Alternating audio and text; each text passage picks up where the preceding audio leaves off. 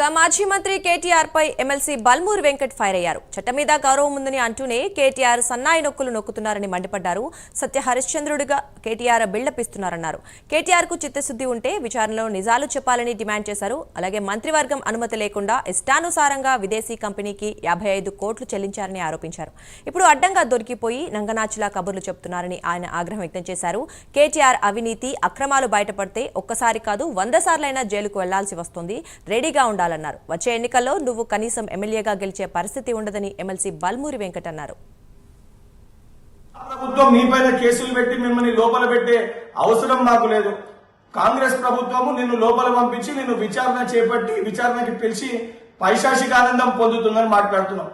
మరి ఇదే నువ్వు అధికారంలో ఉన్నప్పుడు రేవంత్ రెడ్డి గారిని మా అందరి పైన అడ్డగోలుగా అక్రమంగా వందలాది కేసులు పెట్టి జైలు పాలు చేసి డిటెన్షన్ సెల్ లో పెట్టి మరి దాన్ని పైశాచికానందం పొందినవా లేదా దాన్ని శాడిజం అని అంటారా?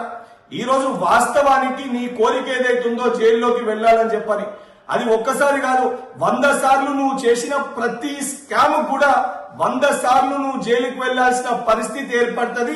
నీ కోరిక నెరవేరాలని చెప్పి నేను కూడా కోరుకుంటున్నా.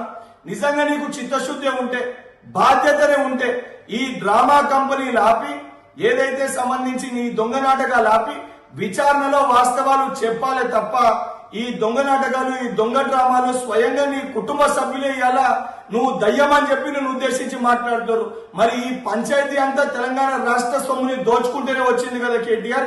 బిడ్డ ఖబర్దార్, మాటలు మాట్లాడే ముందు నువ్వు నీ అయ్యా నీ కుటుంబ సభ్యులు తెలంగాణ రాష్ట్రాన్ని దోచుకుండ్రు. నువ్వు కాంగ్రెస్ పార్టీని చూసుకున్నాడు కాదు, నువ్వు చేసిన అక్రమాలకి తెలంగాణ ప్రజలు నిన్ను చూసుకొని నువ్వు కుటుంబ సభ్యులు నేలకేసి కొట్టిండ్రు. వచ్చే ఎన్నికల్లో కనీసం మీరు ఎమ్మెల్యేలుగా కూడా గెలిచే పరిస్థితి ఉండదు. మా ప్రభుత్వం